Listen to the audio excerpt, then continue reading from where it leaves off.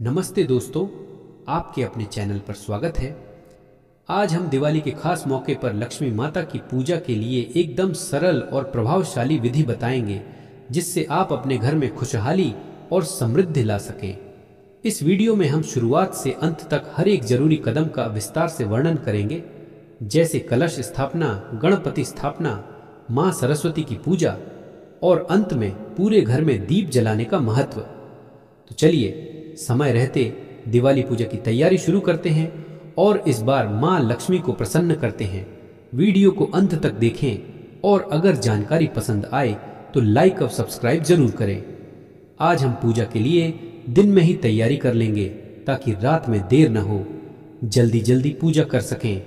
एक पाटे पर लाल कपड़ा बिछाइए, फिर उस पर चावल से स्वस्तिक बना लीजिए या थोड़े चावल रख लीजिए।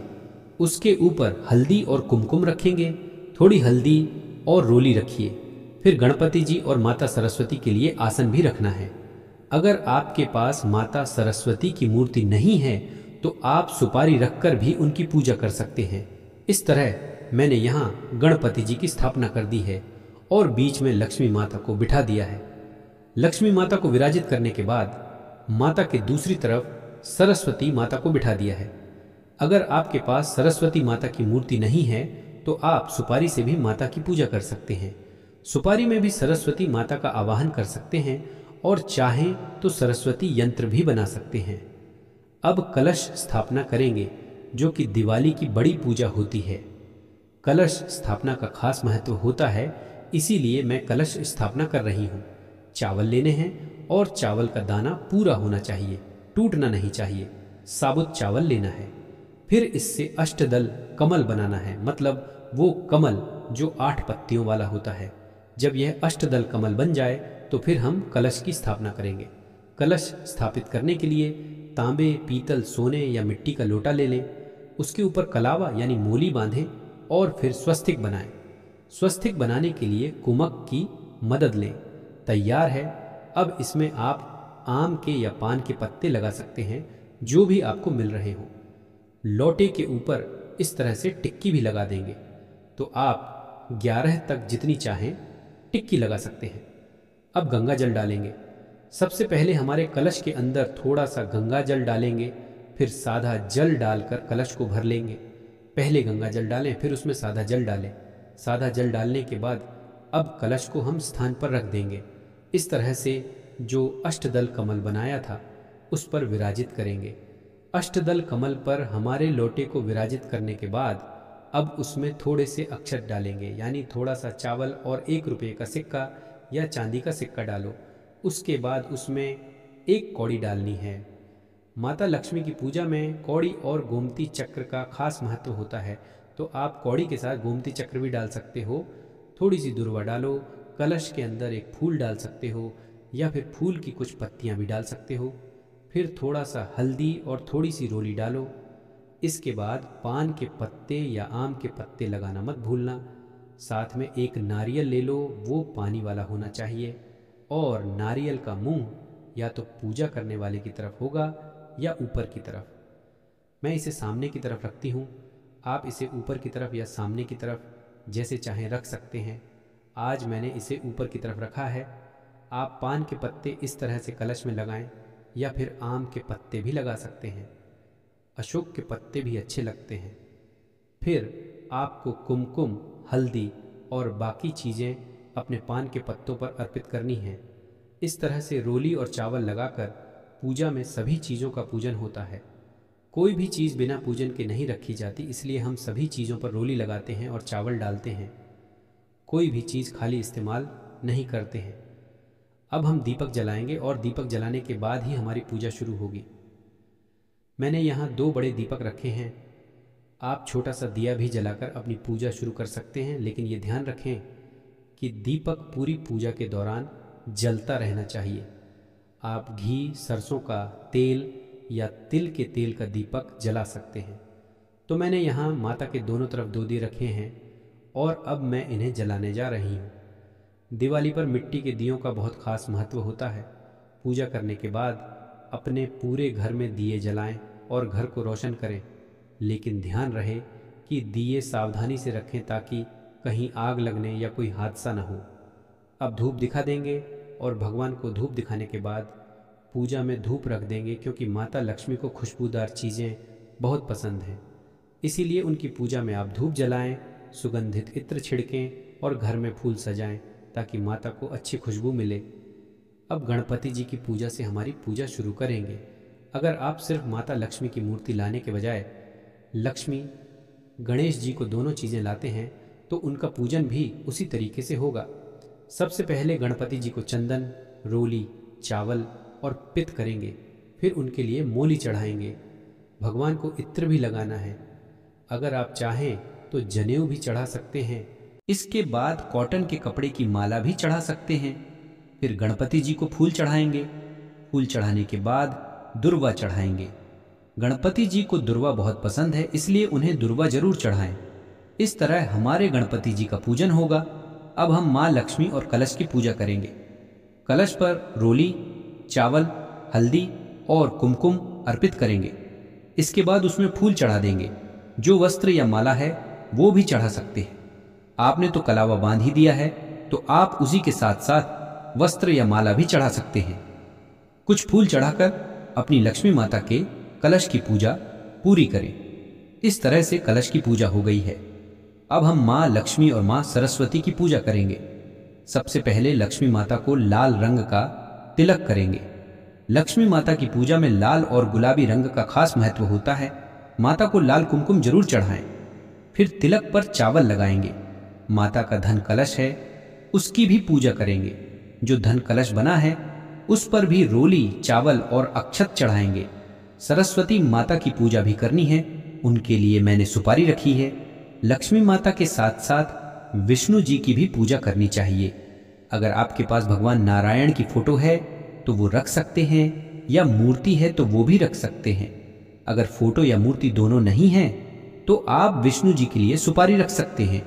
आप माता सरस्वती की तरह बैठा कर रख सकते हैं, क्योंकि वो माता के पति हैं। अगर आप भगवान लक्ष्मी नारायण की पूजा करते हैं तो ये बहुत शुभ माना जाता है। अब मैं माता को गुलाब अर्पित कर रही हूँ और मैंने उन्हें वस्त्र और मालाएं भी अर्पित कर दी हैं। माता को लाल गुलाब या कमल का फूल चढ़ाना चाहिए। इस तरह से माता को फूल और फूल माला चढ़ाकर सुंदर तरीके से पूजा करें। अगर आपके पास वस्त्र या माला नहीं है तो जैसे मैंने बताया, आप माता को मोली भी चढ़ा सकते हैं। इस तरह से लक्ष्मी माता का पूजन करें, हो जाएगा। अब बाकी क्या क्या पूजन में रखना है। आपको सोने चांदी के सामान की पूजा आज जरूर करनी है, क्योंकि ये भी लक्ष्मी माता का प्रतीक होते हैं। हमारे घर में जो भी अनाज और धन है वो सब भी लक्ष्मी माता का प्रतीक है। तो आप सब तिलक करें, फूल चढ़ाएं। जरूरी नहीं है कि सिर्फ नया लाए हुए सामान ही रखें। आपके घर में जो भी सामान हो उसे पूजा में रख सकते हैं। अगर सब सामान रखना मुमकिन नहीं है तो अपनी तिजोरी को धूप दीप जरूर दिखाएं और फिर माता को इत्र चढ़ाएं। माता लक्ष्मी को इत्र लगाना है तो जरूर लगाएं, उन्हें इत्र बहुत पसंद है। तो अब जैसे मैंने बताया, अन्न और धन दोनों की पूजा करनी चाहिए। धन की पूजा तो हमने कर ली, अब अन्न की पूजा करेंगे। अन्न की पूजा करने के लिए आपको कुल्हड़ में 5, 7 या 8 जितने भी चावल लेना चाहें वो लेकर उनका पूजा करना चाहिए। माता के पास ध्यान रखना है और साथ ही झाड़ू की पूजा भी करनी है। दीपावली के दिन झाड़ू की पूजा जरूर करें, क्योंकि झाड़ू में भी लक्ष्मी माता का वास होता है। माना जाता है कि यहाँ पूजा के लिए झाड़ू अलग से मिलती है। आप बड़ी झाड़ू भी ले सकते हैं या पूजा की छोटी झाड़ू भी रख सकते हैं। उसके बाद इन सब पर तिलक करेंगे, फूल चढ़ाएंगे और अक्षत अर्पित करेंगे। जो धान हमने लिया है उसमें आपको खड़ा धान लेना है, मतलब टूटे हुए जैसे दालें होती हैं वो नहीं लेनी है। जैसे मूंग की दाल नहीं ले सकते, लेकिन खड़े मूंग जो हरे मूंग होते हैं वो ले सकते हैं। यानी टूटे हुए धान नहीं लेना है, खड़ा धान लेना है। अब माता को प्रसाद अर्पित करेंगे। खील और बतासे जरूर चढ़ाएं। साथ में कोई भी मिठाई हो, जो भी मिठाई आप चढ़ा सकते हैं। फल भी चढ़ा सकते हैं, जो फल आपको मिले वो माता को चढ़ाएं। माता को चावलों की खीर सबसे ज्यादा पसंद है, तो उन्हें चावलों की खीर जरूर चढ़ाएं। अब मैं माता को 5 कौड़ी, 11 गोमती चक्र और 5 कमल गट्टे चढ़ाती हूँ। हर दिवाली पर सेम चढ़ाते हैं। आप इन्हें फिर से माता को चढ़ा सकते हैं। जो कौड़ी और गोमती चक्र बचे उन्हें लाल कपड़े में बांधकर अपनी तिजोरी में रख सकते हैं। और कमल गट्टे आपको हर साल नए लेने हैं। अगर आपको चाहिए तो इस तरह से माता को कौड़ी, गोमती चक्र, कमल और गट्टा जरूर चढ़ाएं। कुछ फल भी चढ़ा सकते हैं और पैसे की पूजा भी कर सकते हैं, क्योंकि वो भी लक्ष्मी माँ का प्रतीक है। तो इस तरह से आप पैसे की पूजा भी जरूर करें और माता को दक्षिणा भी अर्पित करें। आज के दिन चूल्हा, चक्की, सिलबट्टा इन सब की पूजा का भी खास महत्व होता है, क्योंकि दिवाली पर हम पूरे घर की सफाई करते हैं। हमारे घर में जितनी भी चीजें होती हैं, जो भी बरकत या समृद्धि को दर्शाती हैं, उनकी पूजा करना जरूरी है। आपके घर में जो चूल्हा है, मिक्सर ग्राइंडर है, इन सबको पूजा में शामिल करें। सभी की पूजा करें। यहाँ पूजा के लिए छोटे छोटे चूल्हा और चक्की मिलते हैं, तो मैंने इन्हें पूजा में रखा है। अगर आपके पास ये नहीं है तो आप अपनी गैस और मिक्सर ग्राइंडर का तिलक करें और इनकी पूजा करें। इन पर टीका करके मूंग चावल चढ़ाएं और कुछ मिठाई अर्पित करें। मिठाई की जगह आप खील या बताशे भी चढ़ा सकते हैं। दिवाली पर किचन में ये करना ना भूलें। का पूजन कैसे करें, ये वीडियो मेरे चैनल पर डाला हुआ है। लिंक आपको डिस्क्रिप्शन बॉक्स में मिल जाएगा, आप जाकर देख सकते हैं। और इन सब पर गेरू चूने की टिक्की देना भी शुभ माना जाता है। अब बही खाते का पूजन भी दिवाली के दिन जरूर करना चाहिए। अगर आपकी दुकान है या ऑफिस है तो ऑफिस के रजिस्टर, दुकान के रजिस्टर और बिल बुक सबकी पूजा कीजिए।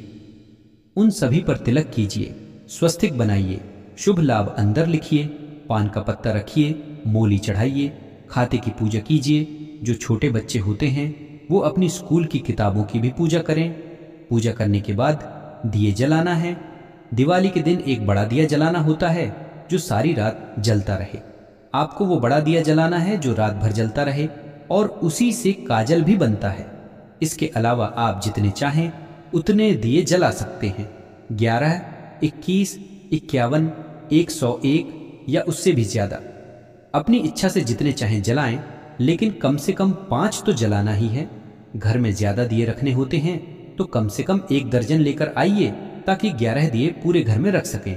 तो कम से कम आपको 1 बड़ा दिया और 11 छोटे दिए लेने हैं। उन्हें शाम को लाकर आप पानी में रख दीजिए। वो अपने दियों का पूजन भी आप पूर्ण करें। दियों का पूजन जरूर से आपको दिवाली के दिन करना है और उसके बाद ये सारे दिए अपनी पूजा में रखें। अपने पूरे घर में रखिए। पूरे घर में आपको कहाँ कहाँ रखना है, अपने मेन डोर पर रखिए, अपनी किचन में रखिए, जहाँ आपका पानी का एमका होगा वहाँ पर आप रखिए, अपने कारोबार की जगह पर रखिए, तिजोरी के पास अगर पॉसिबल हो, रिस्क नहीं हो तो आप रखिए। उसी के साथ साथ जहाँ गोवर्धन जी बनाएंगे वहाँ पर रखिए। अपनी बालकनी के दोनों दरवाजे के दोनों तरफ रखिए। अपने पितरों के नाम से 2 दिए रखिए। पितरों के नाम वाले दियों में तल डाल सकते हैं। साथ ही साथ आप जो है 2 दिए हनुमान जी के नाम से भी अपने मंदिर के पास ही रख दीजिए। इस तरीके से आपको सभी जगह अपने घर में दिए लगाने हैं और आप पूजा के दियों के अलावा कैंडल्स एटस भी लगा सकते हैं।